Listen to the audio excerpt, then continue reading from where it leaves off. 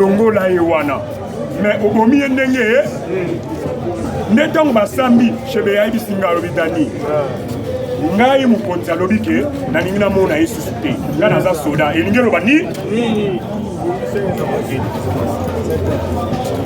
kamila ebisi chebe ya kabi ya ebisi chonumbi na mona susu chebe ya na misu ali chonumbi a soda pourtant basambaki kabi ya ebisi no be ko boma ete no be poussa emusi John Numbi suka lobi ngana na soda mukonza mboka isinga na mona su mutu wana te elingelo bani dossier là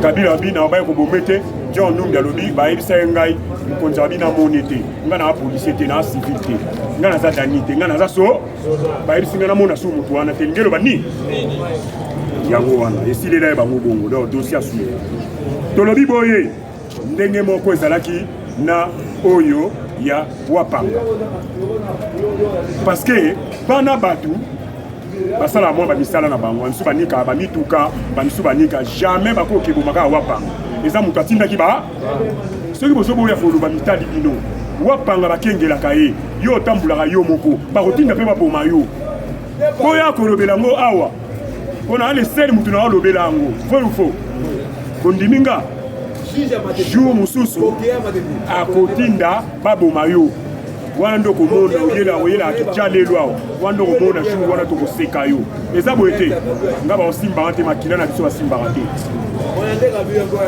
tolobi boye le ministre de la Justice et garde sceaux Constant Mutamba est interdit de quitter la ville de Kinshasa. L'Assemblée nationale a levé son immunité. Il va être jugé devant la Cour de cassation pour détournement de 39 millions de dollars. La somme destinée à la construction d'une prison à Stanleyville. D'après M. Taladja, l'un de ses proches, cette levée est irrégulière car le ministre est malade. Faux. Il n'a pas pu venir présenter ses moyens de défense à l'Assemblée nationale.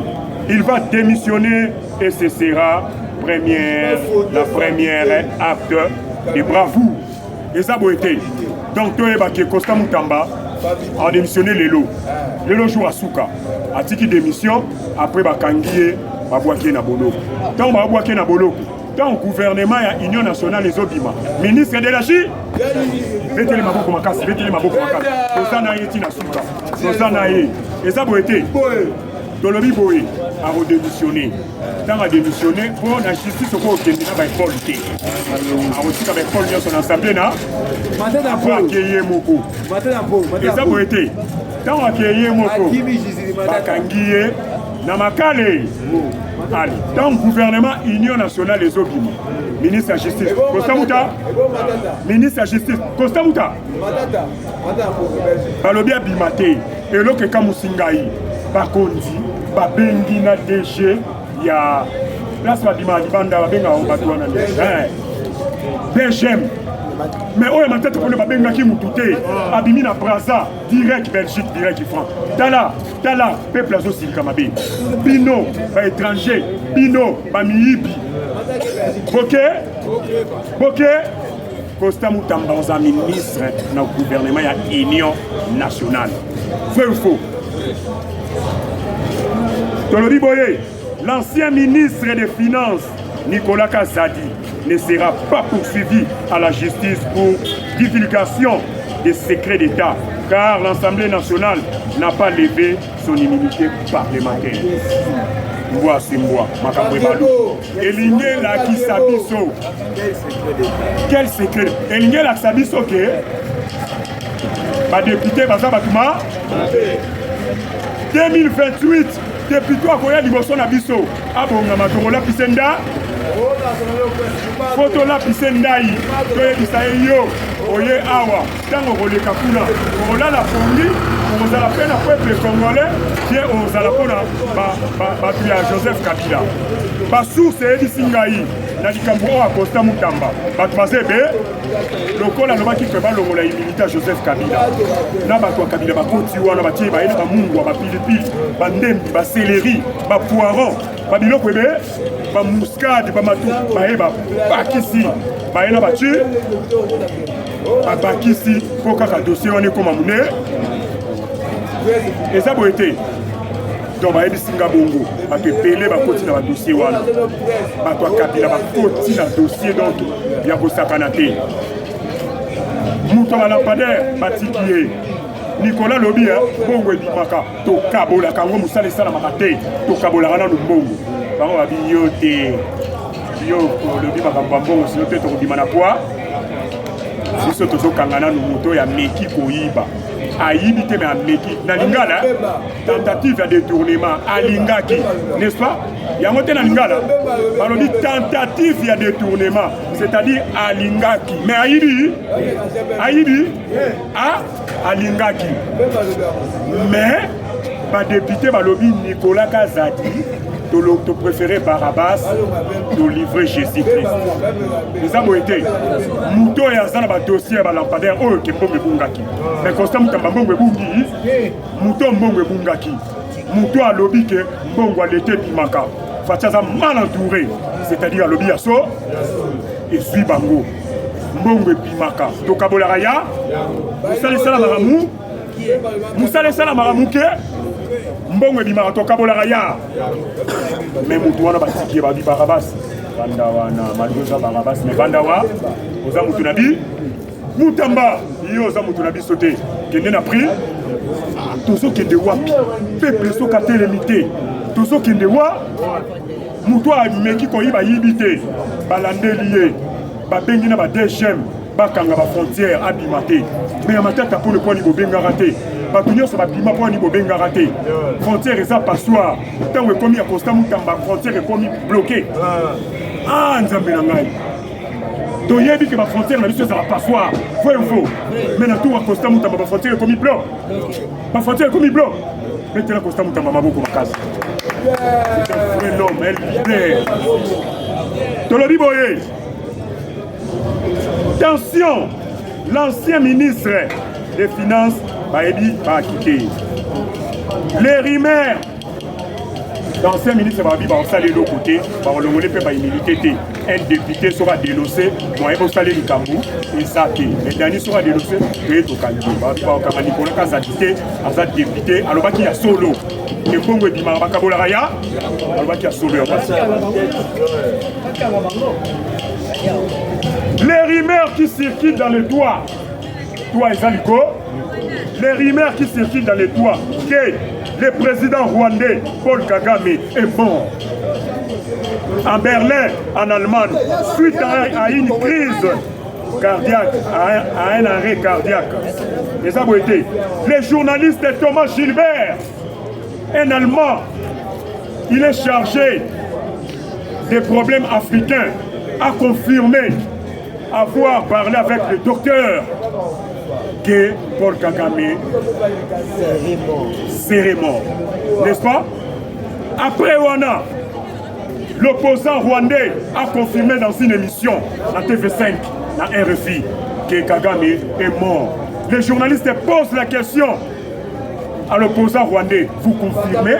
Et si ce n'est pas réel, je vous confirme.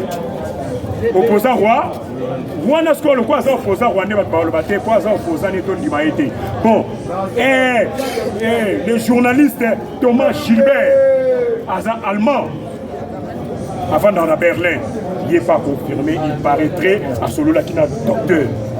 Docteur a ébissé que Azana Mbe c'est Italinga été dans les Kawana. Mais Kagame beaucoup faté, c'est là où tu as mon colon. C'est là, on a fait beaucoup de mokolo. Beaucoup fa, poto, na dit que kuna na Berlin, soit médico ça ramaka, pour réanimer.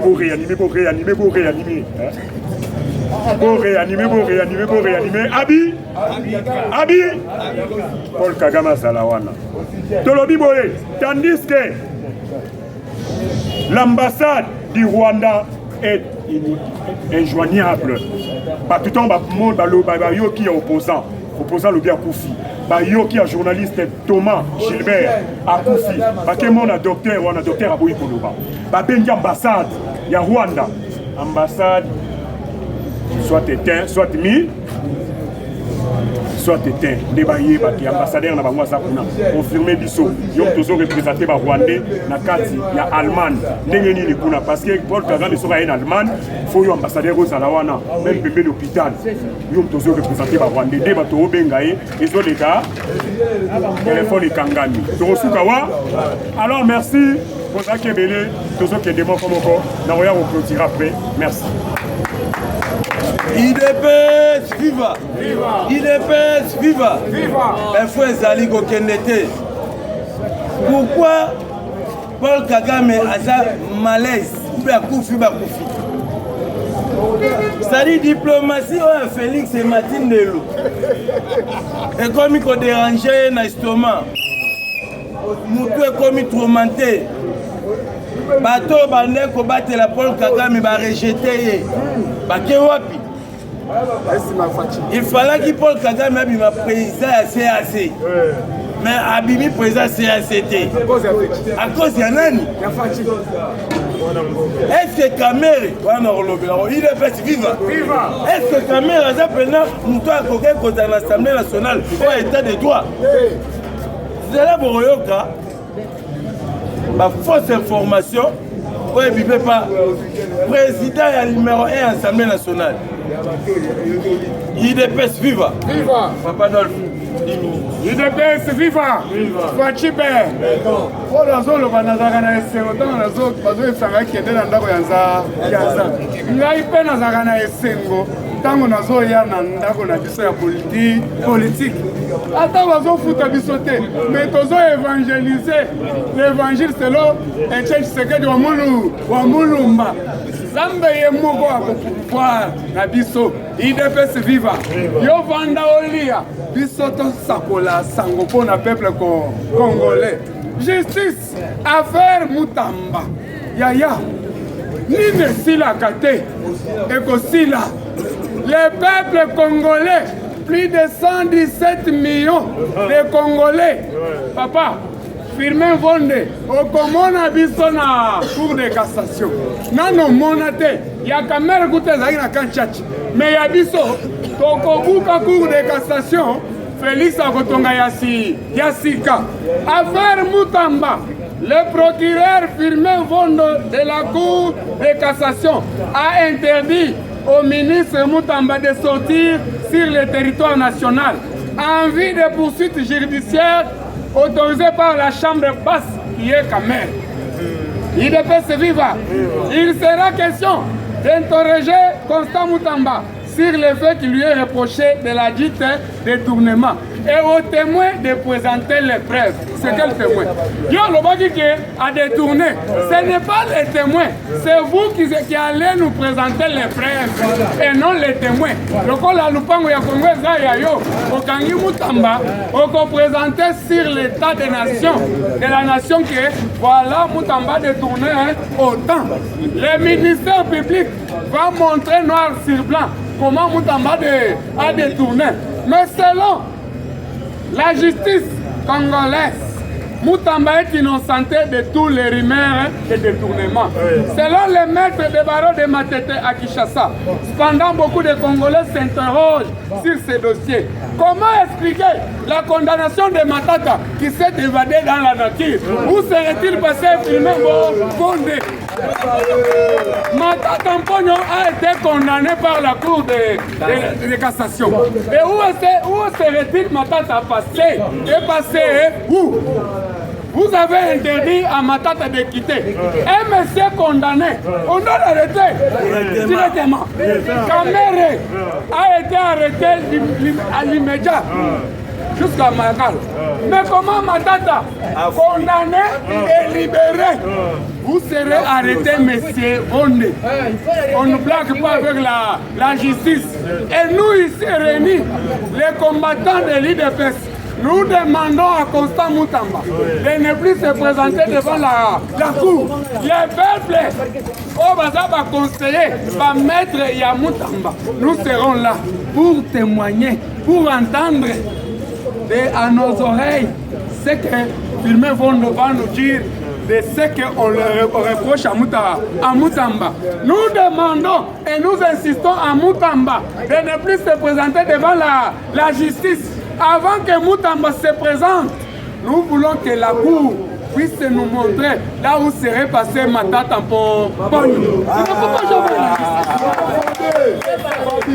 Il ne faut pas condamner quelqu'un et après rester seulement vers les dossiers. Matata Pogno est condamné à 10 ans de prison. Les Sud-Africains à 5 ans de prison. L'ancien gouverneur de Gracia Mutombo à 5 ans. Son Excellence, Monsieur le Président de la République, les garants de la nation. Mais le peuple en a marre.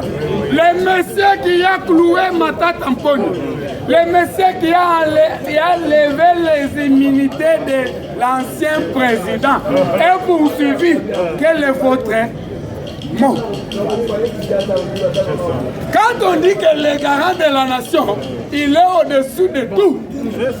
À part Nzambe Likolo, na mabele ya Congo, c'est Félix Antoine Tshisekedi Tshilombo. Il n'y a pas d'exception. Par contre, Adolphe Kangami, vous n'avez pas de liberté provisoire. IDPS FIFA.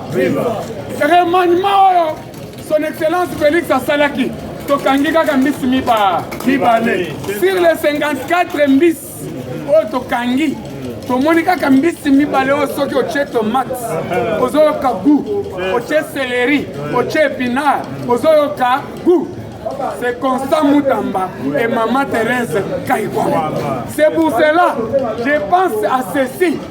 La sortie du gouvernement d'union nationale est élu ministre de la justice et garde sceaux. Constant Moutamba. C'est fini. Le président Félix Rachel est reconduit. Nommé. Président Félix Achaki Lobogobo. Alobi, ezala ndeko na ngai.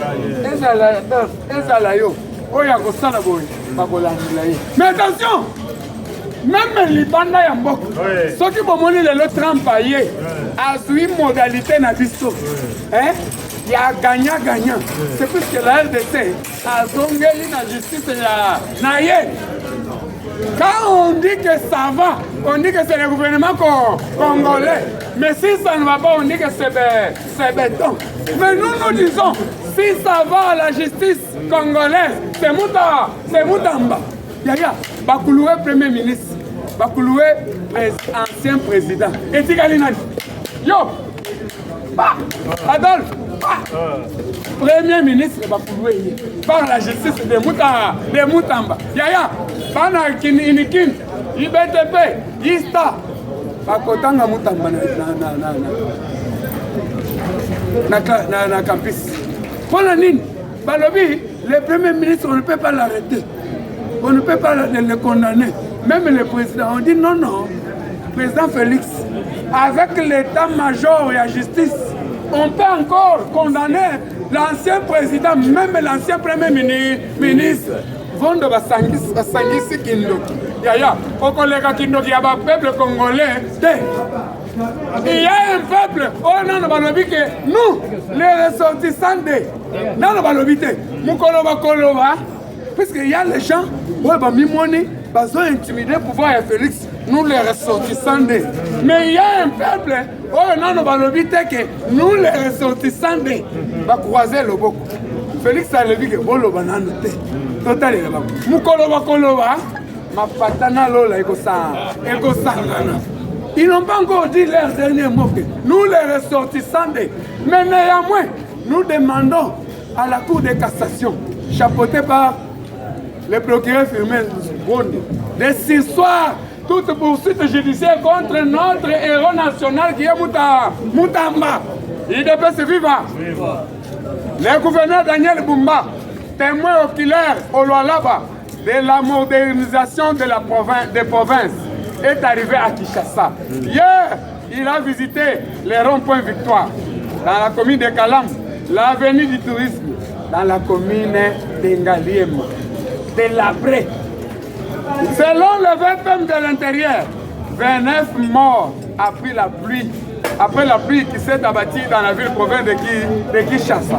Plusieurs dégâts matériels restent à mettre devant les peuples.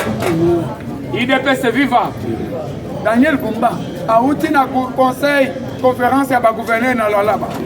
Amoni acha lokoloboy. Tu veux masaka vi non nyata esika konya. Mais azonyi tangwaye. Première visite na rond-point Victoire. Papa, okoli même fufute.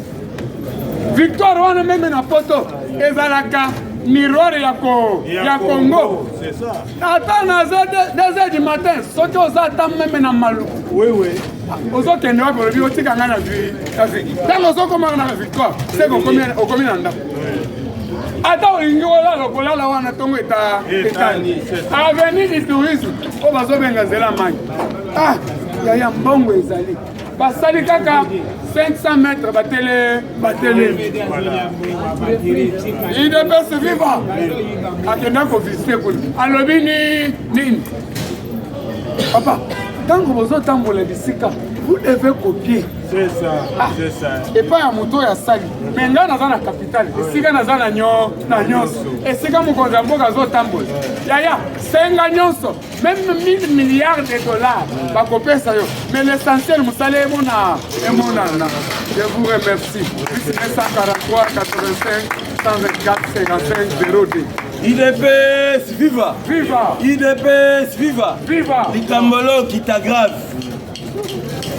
Likambolo qui t'aggrave. Et là, Anamongo. Pourquoi Vital Kamerhe basengaki ye alongola matata mpono humilité. Voilà. Mais jusqu'à maintenant humilité matata mpono elongo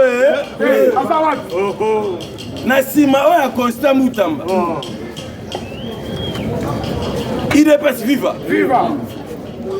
Liboso a passé Dili Bokwala alobaki. Kamerhe aza traître. Kamerhe apesaki plein ya kokotisa barebele bakota Bukavu bayati na Kisangani. Kamerhe mutu apesaki plan balingai bakanga passé Dili Bokwala.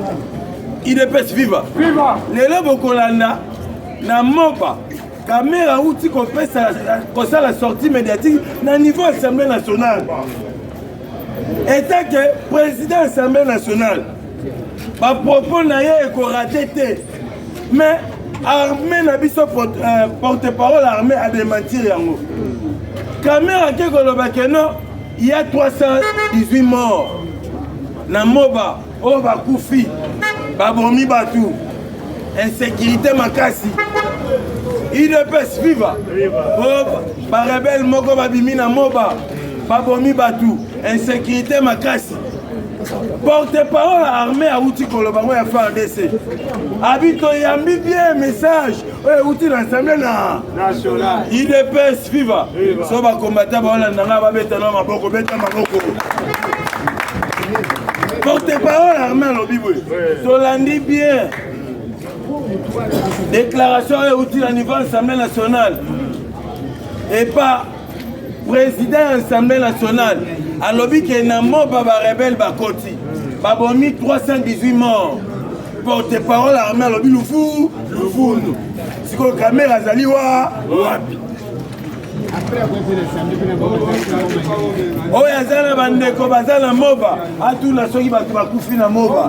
Caméra, tu peux se faire un plan, il y a encore de rebelle.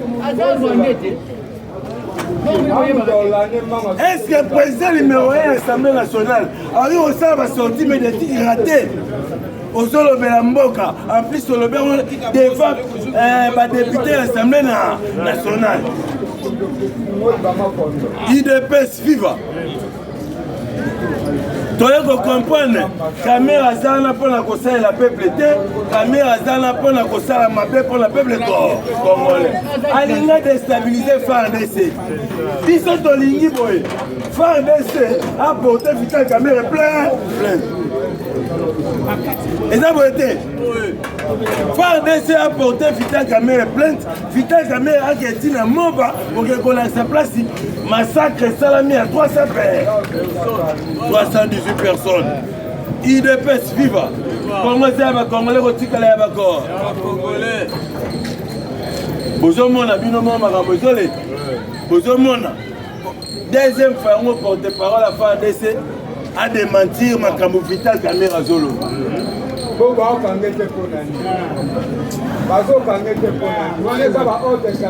IDPS viva. Caméra Zali traître. Ya Mounene, ya Moukiete. IDPS viva. On a avancé. Caméra a outil Kobenissa, procureur général. Na dossier on va bien détourner, mais on va détourner. Sur le dossier qui est caboué.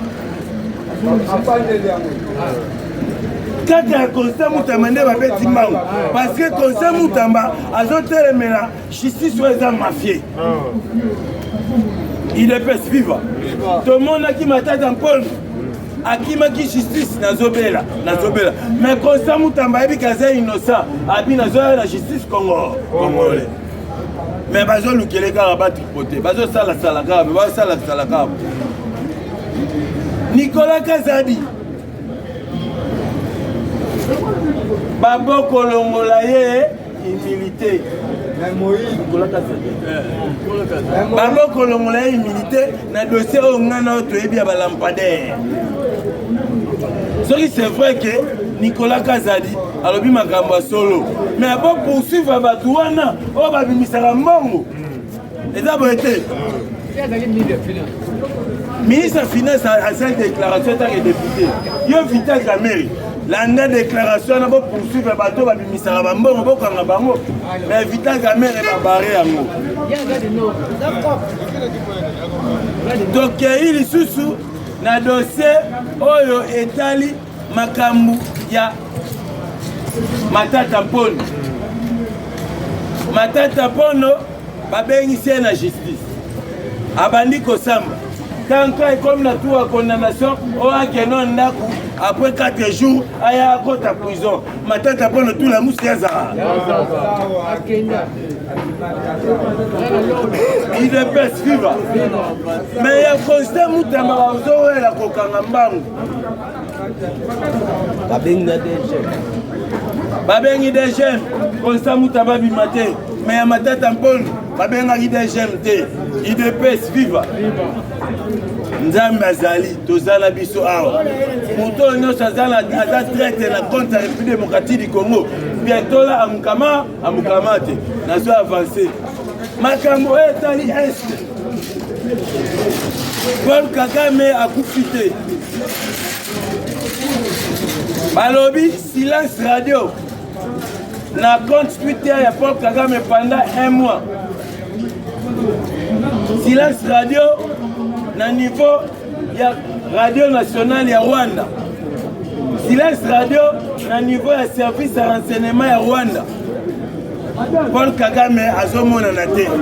Soupçonné que il est pèse vivant.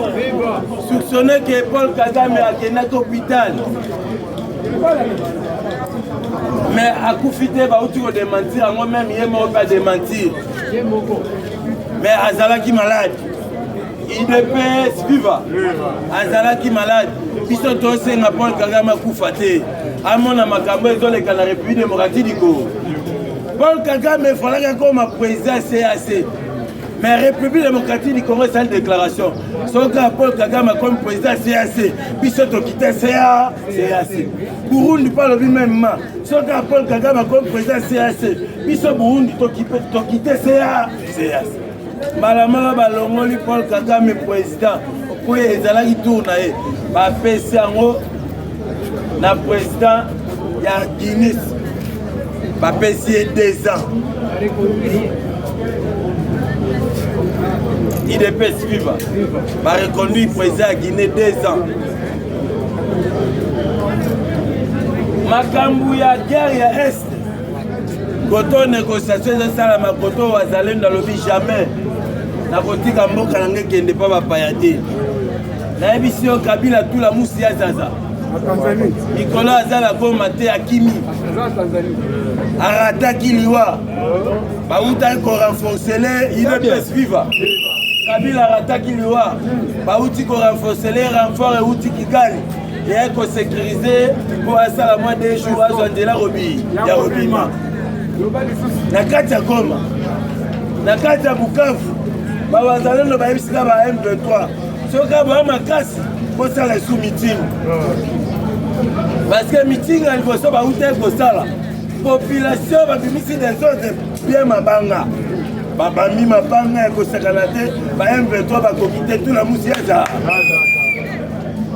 idepesi viva wazalendo ayebisi ba M23 parce que lobi bawazalendo bakitaki na katana oyebi katana eza pembeni ya aéroport ya Bukavu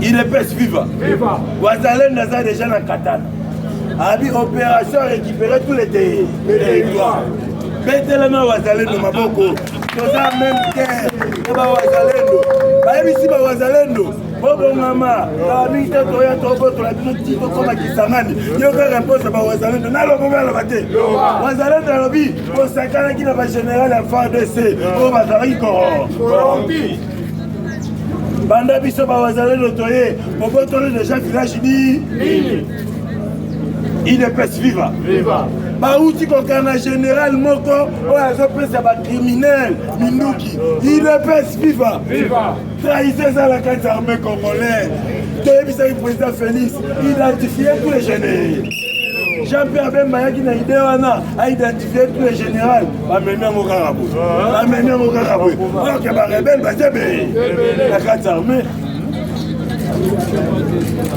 général wana aza monene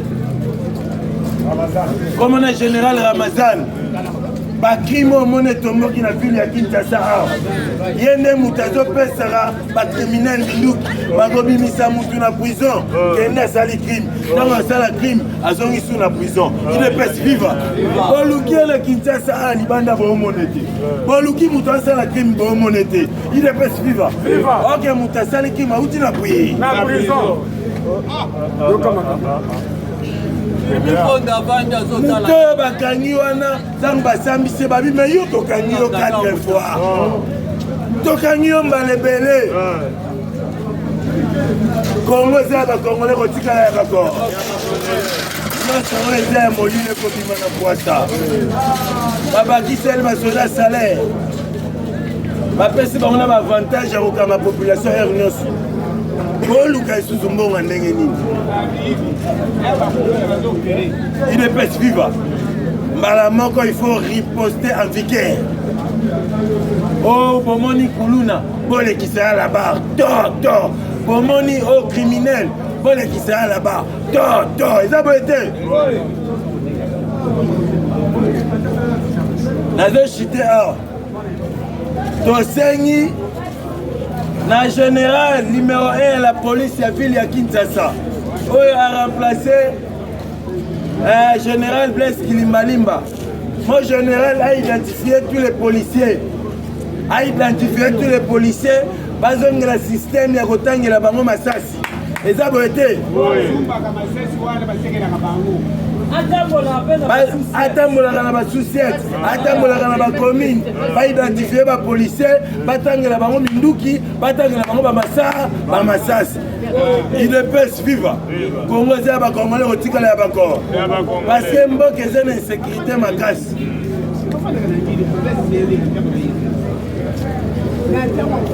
molobeli ya peuple congolais na kombo ya sango de l'idepesi boso na parlement plus 243 89 65 77 55 8 à la fin jeudi et je vous remercie.